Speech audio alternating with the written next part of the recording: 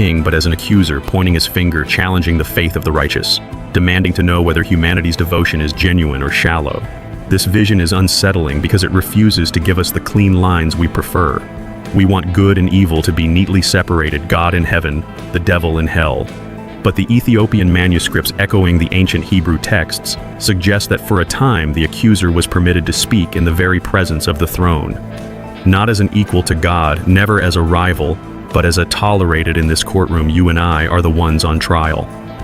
Lucifer's role is not simply to rebel, but to accuse. He whispers, "This one only worships you because life is easy." He insists, "Take away their blessings and they will curse you." He argues that human beings are fickle, unfaithful, unworthy of God's love. And then God allows the test. Not because God delights in suffering, but because true faith must be proven in the furnace. Fire does not destroy gold, it reveals its purity. In the same way, trials reveal whether our devotion is real or merely painted on the surface. This is why Ethiopia's version matters.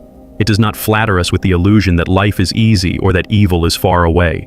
It tells us the uncomfortable truth that the tester walks among us, permitted to press, permitted to accuse, permitted to sift the hearts of men. And yet in this courtroom, the outcome is never uncertain.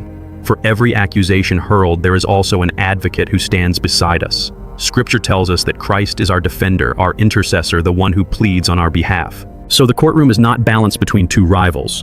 It is ruled by one sovereign judge who allows the test, but also provides the defense. Lucifer accuses, but he cannot decide the verdict. His words are limited, his reach constrained, his power bound by the permission of God. This is a vision far richer than the Western myth of a devil long ago cast out and now raging from a distance. The Ethiopian testimony forces us to see a deeper reality, that evil is not outside the story, but inside the trial, permitted for a season to expose what is hidden in the heart. Lucifer's role is not final authority, but temporary prosecutor. He is not the king of hell. He is the shadow against which the light shines brighter.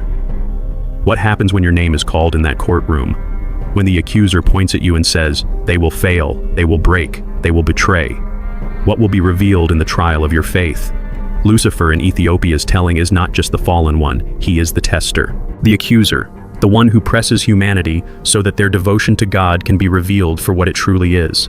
And perhaps the most shocking part is this: he is allowed. Heaven itself grants him the stage, not because he rules, but because the judge is writing a greater story through the trial. If this is true, then we have misunderstood evil. It is not an independent power raging against heaven. It is a permitted tool, a shadow that tests the light, a voice that sharpens the cry of the faithful. And if that is so, then the question shifts. It is no longer simply,